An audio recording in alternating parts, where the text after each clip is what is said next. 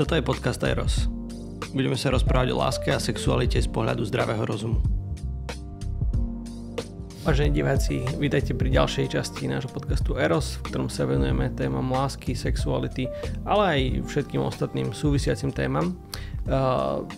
Veľakrát sa snažíme o také nejaké pekné, povznášajúce, budujúce témy, ale niekedy treba otvoriť aj tému, ktorá je ťažká. A takou bude aj dnešná téma, pretože budeme riešiť potraty, potratovú politiku a konkrétne právo na potrat, ako to najnovšie možno často počujete v médiách. Našim hosťom je Michal Považan, ktorý je právnik a kandidát do Európskeho parlamentu, ktorý sa týmto témam dlhodobo venuje a orientuje sa v nich. Michal, vítaj. Zdravím. 4. marca francúzsky parlament veľkou väčšinou schválil zmenu ústavy, v ktorej vlastne garantuje právo na potrat. Prečo je to taká veľká vec, že potraty sú v zásade dovolené v celej Európe, vo väčšine krajín Európy, aj keď niekde sa to líši dokedy alebo v nejakých takých súvislostiach. Aj na Slovensku je legálne do 12. týždňa podstúpiť potrat. Prečo sa teraz o tom tak veľa hovorí, že v čom je ten francúzsky prípad taký zlomový? V tom, že sa to posunulo na novú úroveň. Odrazu sa možnosti ísť na potrat je ľudské právo podstúpiť potrat. Proste dostalo sa to do ústavy, nikde inde na svete v ústave nie je. Francúzsky príklad je práve v tomto prelomový a tam môžeme čakať, že sa to bude šíriť. Že o chvíľu na to budú poukazovať rôzne neziskovky a budú ukazovať, že pozrite sa na Francúzskom, takú starú demokraciu, právny štát, čokoľvek. Veľká krajina v srdci Európy s veľkou civilizačnou misiou a oni už išli touto cestou. Poučte sa od nich. Už teraz sme videli, že v niektorých článkoch sme čítali takéto odporúčanie, že Poľsko a Maďarsko sa má inšpirovať príkladom Francúzska. Nerozumiem, prečo sa má treba z Maďarsko inšpirovať, ktoré má normálne legálne potraty, ale to zrejme autorom uchádza. Ale aj na Slovensku, keď čítame viaceré články v tzv. Mainstreamových denníkoch, tak vidíme, že oni to oslavujú. Že právo na zabitie, ktoré sa dostalo do francúzskej ústavy, je odrazu oslavované, ako keby to bol veľký krok dopredu, ako keď človek pristal na mesiaci. Francúzsky premiér, ja tu mám aj taký citát, povedal, že posielame odkaz všetkým ženám, teda týmto zákonom, po schválení toho zákonu, že vaše telo patrí vám a nikto iný o ňom za vás nemôže rozhodovať. Michal, ty ako konzervatívec, kresťan, s týmto nesúhlasíš, že každý, či už muž alebo žena, má rozhodovať o svojom tele? Ja s tým nesúhlasím ako človek. Lebo tam ide o život. Tam nejde iba o telo ženy, ale ide o život ďalšieho človeka, ktorý keby ho nechali ho vyvíjať tých 9 mesiacov, tak pravdepodobne sa narodí a bude takým istým človekom ako jeho matka, ako jeho otec. Hej, že odrazu v tej rovnici sa nám vytráca jeden subjekt. Akože subjekt, ktorý nevidíme, ktorý nemá hlas, nekričí, obyčajne je ešte tak malý, že vlastne potrebujeme nejaké špeciálne prístroje, aby sme ho vedeli detekovať, ale vieme, že je tam. A je to človek. OK, tomu sa ešte povenujeme, lebo toto je vec, ktorá často v tejto diskusii uniká, že vlastne odkedy sa bavíme o ľudskej osobe a kedy začína ľudský život a tak ďalej. Ale zostaneme ešte chvíľku na tej takej politickej rovine alebo takej spoločenskej. Emmanuel Macron, teda francúzsky prezident, prečo som navrhol ešte predtým, ako bolo toto schválené, aby sa potrat zakotvil aj v medzinárodnom práve, aby sa stal ľudským právom v zmysle, neviem, či Medzinárodného dohovoru pre ľudské práva alebo Európskej charty, alebo neviem presne v akých inštanciách, ale čo by toto znamenalo pre Slovensko, respektíve, že ako sa také niečo vôbec môže stať, že tie ľudské práva boli nejakým spôsobom spísané, tie členské štáty sa k ním prihlásili, ako sa do toho môže vstupovať, môže sa to vôbec meniť? Všetko sa dá meniť, ako podľa niektorých ľudskoprávnych odborníkov sú ľudské práva akýmsi monolitom, ktorý je vytesaný do kameňa a v princípe sa nemenia, nazývajú sa to originalistický prístup, ale podľa iných sú ľudské práva vecou spoločenskej dohody. Takže keď my dvaja sa dohodneme, že existuje právo na krádež, tak bude existovať právo na krádež a postupne ho môžeme presadiť do rôznych dokumentov a tak ďalej. To, čo hovorí Emmanuel Macron, je ukážkou toho, čo som hovoril na začiatku. Hej, že to, že sa dostal do francúzskej ústavy, má vytvoriť tlak na ostatné štáty, na medzinárodné organizácie a ďalších aktérov, že pozrite sa, už je to vo Francúzsku. Urobme z toho niečo viac. Zahrňme to do Európskeho dohovoru o ľudských právach. Hej, že ten sa dá meniť čiastkovými dodatkami. A postupne budeme tlačiť na jednotlivé štáty, aby to ratifikovali. Vidíme to pri Istanbulskom dohovore. Ratifikujte. Ten tlak prichádza do nekonečna, až kým sa tie štáty nepodvolia. Čo by to tak ako keby technicky presne znamenalo, že ak by sa to stalo teda skrze nejaký dodatok súčasťou toho Európskeho dohovoru pre ľudské práva, potom z toho vyplývajú nejaké záväzky pre Slovensko alebo pre iné členské štáty? Teraz hovoríme asi o Rade Európy. Hej, že nechajme stranou Európsku úniu, akože tam je omnoho komplikovanejšie takouto cestou dohody členských štátov zmeniť tie základné zmluvy, čo súčasťou je teda aj Európska charta ľudských práv. Možno úplne základne, ak by si rozdiel medzi Európskou úniou alebo Európskym parlamentom a Radou Európy pre našich poslucháčov. Rada Európy je mnoho staršia organizácia, mnoho väčšia organizácia, voľnejšia organizácia, ktorá pozostáva tiež z parlamentného zhromaždenia, z Rady ministrov a z Európskeho súdu pre ľudské práva. To znamená, že Európsky súd pre ľudské práva, o ktorom sa tak často hovorí, nie je súčasťou inštitúcií Európskej únie, ale Rady Európy. Ale je to súd, ktorý vo veľkej miere určuje takú tú debatu, čo sa týka ľudských práv. A tento súd v posledných rokoch sa stal veľmi aktivistickým a mení svoju vlastnú bývalú judikatúru čoraz viac smerom tlačiacím členské štáty, aby išli nejakým smerom. Predtým, na to, aby k takémuto záveru SLP v skratke dospelo, sa vyžadovala nejaká všeobecná nová podpora medzi členskými štátmi. Dnes také nič nie je, nevidíme to, pri zmenách pohlavia. Že nič také nie je, ale súd v prípade Fedotova proti Rusku už povedal, že no a čo? Okay. Aj tak si myslíme, že by to malo ísť týmto smerom. Hej, že to znamená, že chápem to správne, že Európsky dohovor pre ľudské práva je ako keby nejakým základným dokumentom a Európsky súd pre ľudské práva vykladá alebo stráži dodržiavanie tohto dokumentu v členskými štátmi. V princípe. To znamená, že základným ľudskoprávnym dokumentom vo svete je Všeobecná deklarácia ľudských práv prijatá po druhej svetovej vojne ako základný dokument. V 50. rokoch bol prijatý Európsky dohovor o ľudských právach ako niečo dodatkové, niečo, čo to doplňalo a vysvetľovalo. Hej, že Všeobecná deklarácia je veľmi stručná, krátka. Že to je vlastne taká ako keby, že aplikácia Všeobecnej deklarácie na náš európsky priestor. Nazvime to tak. Hej, že Európsky súd pre ľudské práva to má vykladať. Hej, a tam je ten spor o to, že ako živý dokument to je. Hej, že či je to živý dokument taký, že keď hovorím, že každý dospelý človek, ktorý je príčetný, by mal mať volebné právo. A či to mám vzťahnuť aj na Európsky parlament, ktorý v tých 50. rokoch ešte neexistoval. Napríklad, to je jeden z tých príkladov. Čo znamená, že všetci sa zhodujeme na to, že áno, tamto vzťahnuť treba, lebo ten princíp je taký istý. Alebo či dokážem skonštruovať vlastne, že úplne nové právo, ktoré autori dohovoru vôbec nemali na mysli. Že poviem to na príklade, ktorý je taký, že širší. Právo na potrat vychádza z práva na súkromie. Z práva na súkromie vychádza z listovej, domovej a podobnej slobody. To znamená, aby nikto neodpočúval svojvoľne tvoje telefonáty, nečítal tvoje listy, nemal právo vstúpiť bez povolenia súdu do tvojho obydlia, tak z tohto sa skonštruovalo právo na súkromie. A po x rokoch sa skonštruovalo, sa to vzťahlo na ľudské telo a povedalo sa, že môže existovať aj právo na potrat. Tak tam do toho ešte vstupuje to nejaké právo na telesnú integritu a rodinu, ale toho sa ešte dotkneme. Ale že ešte raz sa vrátim k tej otázke, že kebyže sa to teda stane, že zhodneme sa na tom, že toto, alebo Európsky súd to tak vyloží, že toto patrí do toho dohovoru, alebo neviem, či tá Rada Európy, ktokoľvek sa na to musí zhodnúť, a teda povieme, že potrat je základné ľudské právo, teda, alebo je súčasťou toho dohovoru. Čo z toho pre Slovensko vyplýva?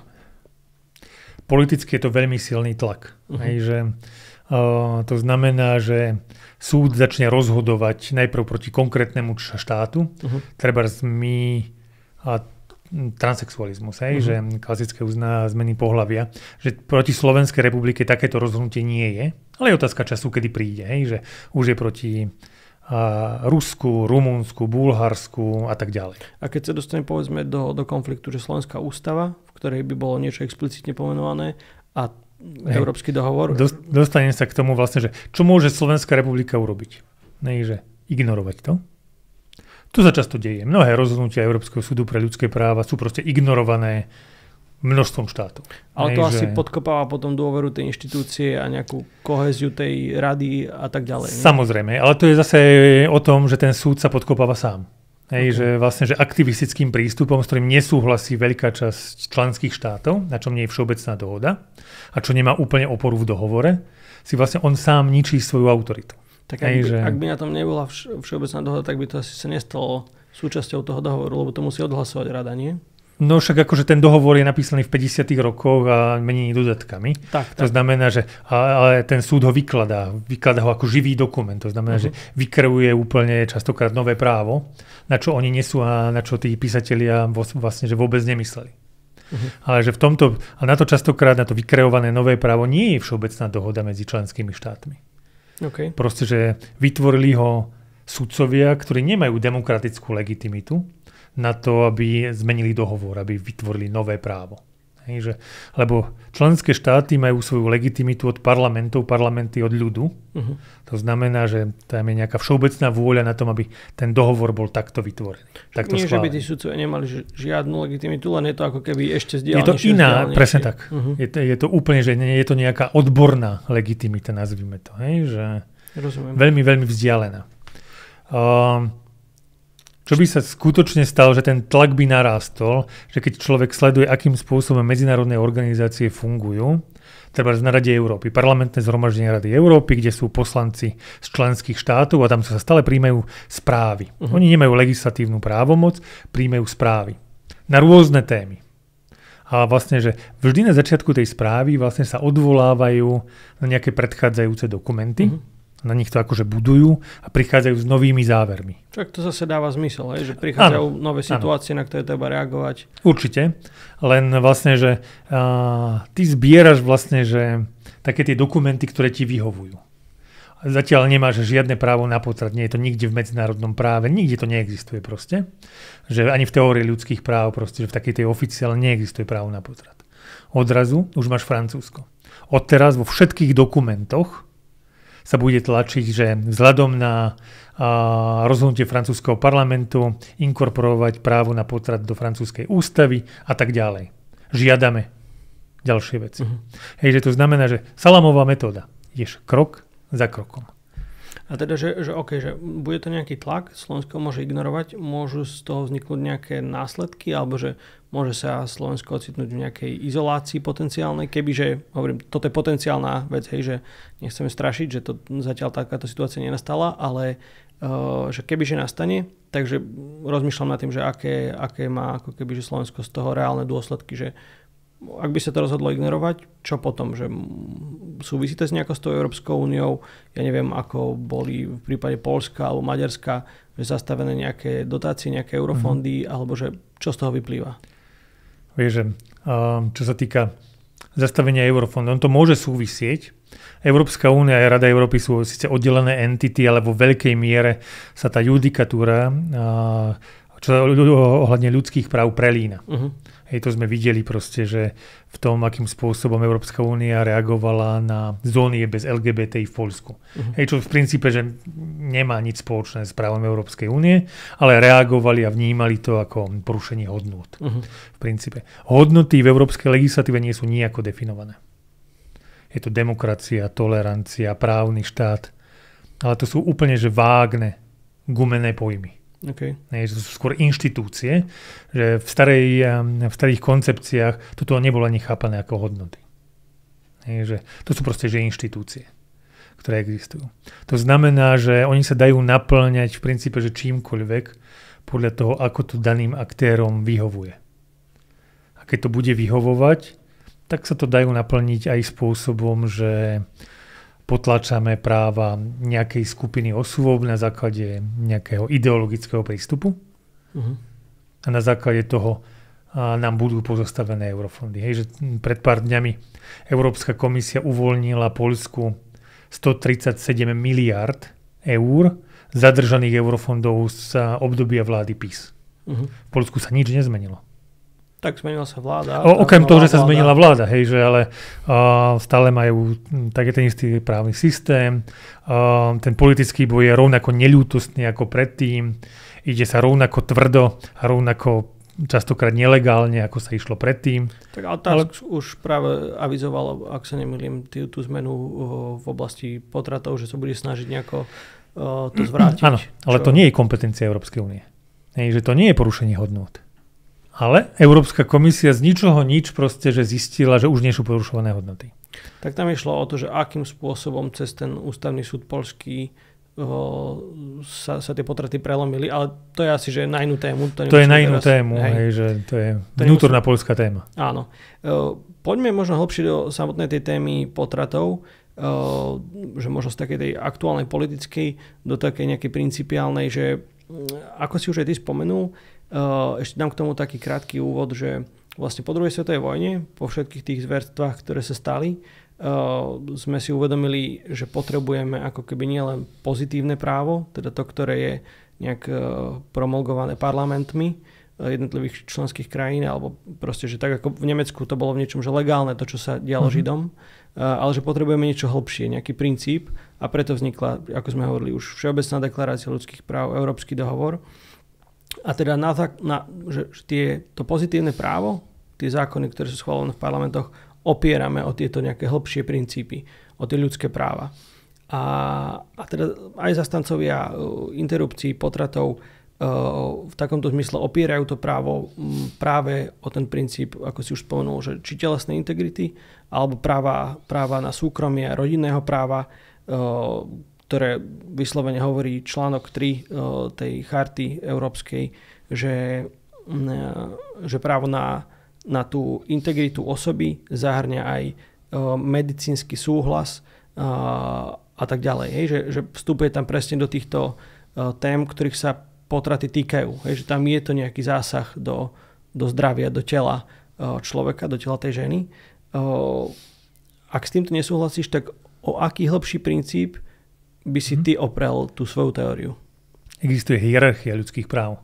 Poznáme to klasicky v generáciách ľudských práv, hej, že sú základné ľudské práva, kam patrí právo na život, právo na slobodu prejavu, náboženská sloboda, sloboda zhromažďovania a podobne. To sú tie úplne základné ľudské práva. A potom sú tie ďalšie ľudské práva, ktoré voláme druhá a tretia generácia ľudských práv. Rozdiel medzi právami, ktoré si spomínal, a právami, o ktoré ja opieram proste, že ten náš koncept je, že my sa bavíme, alebo ja vychádzam z tých základných ľudských práv, z tzv. Prvej generácie. Tie všetky ostatné sú odvodené iba z tej prvej generácie. Sú nejakým dodatkom k tomu. A na základe čoho sa tie generácie určujú, alebo kto to určuje, ak vlastne, že všetky tieto práva, o ktorých sme hovorili, sú taktiež či v tej Všeobecnej deklarácii ľudských práv, alebo v tej charte základných práv? Oni sa postupne historicky vyvinuli. Akože ľudské práva nám nespadli z neba po roku 1945, ale postupne sa začalo chápať, akože ľudské práva vychádzajú z kresťanskej koncepcie, akože človek je stvorený na Boží obraz. Hej, že to hovorí o tom, že ľudia sú si rovní. Tak toto je niekedy na samostatnú tému. To je na samostatnú tému. Alebo nie, lebo že boli tam dva prúdy pri vzniku tých ľudských práv. Určite, ale aj osvietenský prúd vychádzal z predchádzajúceho kresťanstva. Hej, že proste, že osvietenstvo nepredbehlo kresťanstvu. To znamená, že oni sami boli formovaní kresťanskou spoločnosťou a vychádzali z premís, ktoré to kresťanstvo proste, že prinieslo. Ale že to znamená, že historicky sa to nejakým spôsobom že vytvorilo. A to znamená, že právo na život bolo medzi tými prvými právami. Potom išla náboženská sloboda. Že nie je sloboda zhromažďovania slova alebo myslenia, ale náboženská sloboda kvôli tomu, že vlastne právo uctievať Boha bolo to najdôležitejšie pre tých ľudí a z toho postupne sa vyvinula sloboda slova. Sloboda slova pri hlásaní tvojho vlastného náboženstva. Potom sa to rozšírilo ďalej. Hej, a sloboda zhromažďovania. Zhromažďovanie si pri bohoslúžobných úkonoch a postupne to išlo do politickej roviny. A takto, hej, že ideš krok za krokom a v princípe, že niekedy na prelome 19. a 20. storočia sa skonsolidovala taká tá teória základných ľudských práv. Hej, že v tom okamihu sme, ako povedal Nietzsche, zabili Boha. A to znamená, že odstrihli sme tú teóriu ľudských práv od nejakej vyššej autority, od toho, že existuje prirodzené právo. Preto Všeobecná deklarácia ľudských práv neodvoláva sa na prirodzené právo, neodvoláva sa na Boha. Je ako keby niekde vo vzduchoprázdne a to je už najväčší problém. Lebo ona nemá ukotvenie a tým pádom tie súdy mu to môžu vykladať v súlade s módou. Hej, na čom sa dohodneme, čo momentálne letí, tak to bude. Hej, a zároveň je to problematické to ukotviť náboženstvo, lebo sa k tomu prihlásili krajiny, v ktorých sú iné náboženské systémy a iné náboženské koncepcie, takže toto bol asi nejaký že praktický kompromis. Určite, ale bavíme sa už v 45. Hej, že vtedy ešte stále dominovali západné krajiny a väčšina ostatných krajín boli kolónie. Takže ten svet bol iný, a keby chceli takto proste, že presadí, ale tá vôľa už vtedy nebola. Že chceli to dať na nejaký širší princíp, ale hovorím, že to nebezpečenstvo alebo tento ohrozenie, ktoré máme dnes z aktivistických súdov, vyplýva z tohto. Lebo my to už dokážeme naplniť vlastne, že akýmkoľvek obsahom. A to však, ale že ja tomu neúplne rozumiem, lebo však práve preto vznikla Všeobecná deklarácia, aby si to nemohol ako keby, že každý podľa módy v tej svojej krajine vyložiť ako chce a že potom to došlo k tomu, že proste Hitler si to vyložil nejakým spôsobom, že čo je dobré a Stalin si to vyložil nejakým spôsobom a práve preto sme povedali, že nie, že my potrebujeme nejaký hĺbší základ, ktorý to bude istiť, hej? A teraz sme sa vlastne dostali do bodu podľa toho, čo ty hovoríš, že aj tak si vlastne to my ten hĺbší základ nemáme. Lebo máme tie dokumenty, ale tam je, že človek má právo na život. Bodka. Nie, že, a teraz čo to znamená? V konkrétnej situácii. A to už je potom o mnoho komplexnejšia otázka. A keď sa nemáš vlastne, že k čomu vzťahnuť, že ústavný súd pri vykladaní našej ústavy sa častokrát vracia k diskusiám, ktoré boli pri vzniku ústavy. Hej, že čo sa povedalo vtedy v parlamente. Tá debata nebola nejaká bohatá, ale nejaká bola. Hej, nejak sa z toho dá. Ale pri týchto medzinárodných dokumentoch je to neskutočne ťažké, lebo žiadne také zhromaždenie neexistovalo. To robili členské štáty za zatvorenými dverami, proste dohodli sa, podpísali, ratifikovali, koniec. Rozumiem. No poďme si to presne tak akože ukázať na nejakom konkrétnom príklade, že však presne, že máme aj nejaké že právo na zhromaždenie, hej, alebo zhromažďovanie, ale teraz za určitých podmienok štát môže toto právo limitovať a je to úplne relevantné, ak proste, že je nejaká krízová situácia a je to veľmi dôležité alebo nevyhnutné pre spoločné dobro, tak proste, že na nejaký čas limituje toto právo, že ako keby to napätie v tom reálnom živote medzi tými základnými právami a tou aktualizáciou vždycky nejakým spôsobom je a že ako to vyriešiť v tomto prípade, že máme to právo na tú telesnú integritu, že nikto by nám nemal proste zasahovať do nášho tela alebo hovoriť, čo máme robiť so svojím telom, ale zároveň máme právo na život a teraz však v tele ženy je proste nejakým spôsobom unikátny zhluk buniek, ktorý má nové DNA, ktorý niektorí povedia, že je to iba zhluk buniek, niektorí povedia, že je to normálna ľudská osoba. Ako to vyvážiť tieto dve veci? Je to neskutočne ťažké akože vyvážiť, tam je iba možné povedať alebo rozhodnúť, že čo je dôležitejšie. Takže ja by som to povedal asi tak, že právo na integritu ľudského tela nemôže existovať bez práva na život. Právo na život môže existovať bez tej integrity. Jedno vychádza z druhého, nie druhé z prvého. Okay. Že toto je ten základ, ktorý ti hovorí aj o tej hierarchizácii, že najprv musím dodržať toto právo a potom v nejakej situácii, kde to potrebujem rozhodnúť a toto právo mi nestačí, idem k tomu druhému právu. Že ani nie tak, že nejaký ten slogan, že my body, my choice, teda že moje telo, moja voľba, alebo že mám právo na vlastné telo, že nie, že by to nebola pravda, ale že ty hovoríš, že vlastne, že je to pravda, ale v tomto zmysle, ak už je tam unikátny človek vnútri toho ženského tela, tak aj on by mal mať prisúdené svoje práva? Áno. To znamená, a to nemusí byť iba v tom, toto je práve, vieš, človek je ťažko chorý a proste, že my stále veríme, že samovražda je zlom. To znamená, že má právo človek odmietnúť ťažkú liečbu, ktorá mu možno zachráni život. A to je podobná otázka, hej, že čo je viac? Právo na život alebo na integritu človeka? A mnohí povedia, že právo na život, že ten človek nemá právo odmietnúť hoď ťažkú liečbu. Mnohé onkologické liečby sú neskutočne ťažké, náročné fyzicky, psychicky. A v praxi sa to tak mnohokrát deje, nie? Že neviem presne, že či môžem na toto povedať, že podpíšeme reverse, že spustia z nemocnice, ale že odmietnem tú liečbu. Hej, že... Môže sa to stať. Ale akože to nič nehovorí o tom, že to je v protiklade s tým, ako sa podľa mňa vyvíjal koncept ľudských práv a na čom je položený.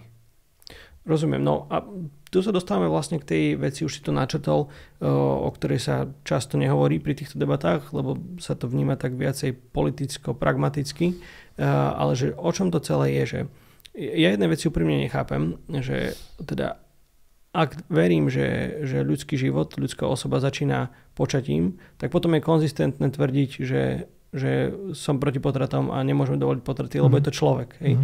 A ako sme aj hovorili, ako to zo všetkých tých ľudskoprávnych dokumentov vyplýva, človek má právo na život, každý má právo na život, život je hodný ochrany a tak ďalej. Na druhej strane, ak neverím, že teda ľudský život začína počatím, alebo že nie, to asi neviem, či niekto verí, lebo však to je že fakt, ale že skôr ide o to, že kedy mu prisúdime status osoby, hej?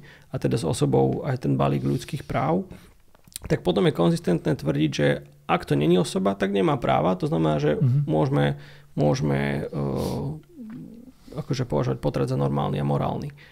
No ale že v dnešnej dobe aj na Slovensku aj mnohí politici sú za tzv. Status quo. Že len proste, že nechajme to tak, ako to je, že ja som spokojný so status quo. Ale že status quo u nás je taký, že do 12. týždňa môže žena podstúpiť interrupciu, ak sa nemýlim. To mi príde úplne nekonzistentné, že tak buď je to človek a nemôžeme to urobiť, alebo to nie je človek a môžeme to urobiť, ale my vlastne teraz hovoríme, že je to človek, ale môžeme to do nejakého momentu urobiť a ako sme na tú hranicu 12 týždňov prišli, nerozumiem tomu. V princípe tú hranicu si americký najvyšší súd vycúcal z prstu, lebo vlastne, že si povedal, že v prvých 12 týždňoch dominuje právo matky na rozhodnutie, v ďalších 12 týždňoch je to vyvážené a v posledných 12 týždňoch dominuje právo dieťaťa na prežitie. Hej, že spolu 36 týždňov tehotenstvo. Hej, že takto to vymysleli v 70. rokoch v prípade Roe versus Wade. Hej, že, ale je to čiste umelý konštrukt, ktorý proste že si vymysleli a takýmto spôsobom v princípe, že môžeš vytvoriť akýkoľvek iný konštrukt.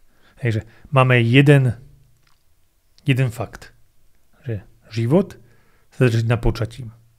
Či osoba, skutočná osoba, je dieťa už pred narodením alebo po narodení, a každý, kto má deti, vie, že tie detičky sú neskutočne krásne a neskutočne milé, ale bez svojich rodičov by zomreli. Sú to osoby. Oni ešte nerozmýšľajú. Oni potrebujú iba mamičkine mliečko. Je to osoba? Možno, že nie. Lebo takto by sme proste, že starí Rímania boli proste ochotní zabiť svoje deti celkom dlho. No to je to, že ja hľadám ako keby nejaký biologický fakt alebo psychologický, na základe ktorého by sme to určili. Lebo tá hranica tých 12 týždňov mi proste príde arbitrárna, že prečo nie 9, prečo nie 14, prečo 12. Nemáme žiadny takýto objektívny fakt, ktorý by sme dokázali vzťahnuť na všetkých. Hej, lebo vieme, že počalo sa. To vieme určiť. Potom, že kedy začalo byť srdce. Hej? Hej, bez to proste to všetci musia byť. Kedy začalo byť srdce. To úplne nevieme povedať, že kedy, hej, lebo nebudeme merať proste, že to dieťatko. Vieme, že asi vo 8. týždni. No, ale či je to plus, mínus, ten deň, ten deň, to už je také, že individuálne. Veľa ľudí sa v tomto smere odvoláva na nejakú že racionálnu aktivitu alebo vedomú aktivitu, že keď ten človek si je schopný uvedomiť samého seba, tak vtedy sa stáva človekom, ale vtedy... To má 3 roky asi to dieťatko. Hej, lebo že ono, každý, kto má proste, že deti, vidí to, že to dieťatko má osobnosť spojenú so svojou mamou. Tam normálne, že v psychológii je pomenovaný spôsob takej tej emancipácie od mamy. Vzbúrenia sa voči mame. Ale to prichádza v 3., 4., 5. roku života. To až dovtedy nebudú mať osobnosť a budeme ich môcť zabiť? Že to je nezmysel proste. Tak existujú ľudia, ktorí, a teda nie len, že ľudia nejakí, ale že veľmi vzdelaní profesori, konkrétne profesor bioetiky na Princetone, myslím, Peter Singer toto hovorí, nie? A v tom je konzistentný, že ak určíme tie faktory na to, že kto je osoba práve takéto racionálne, tak potom by sme to mali vlastne až do neviem akého štádia po narodení. Áno. Len toto je proste, že eugenika 20.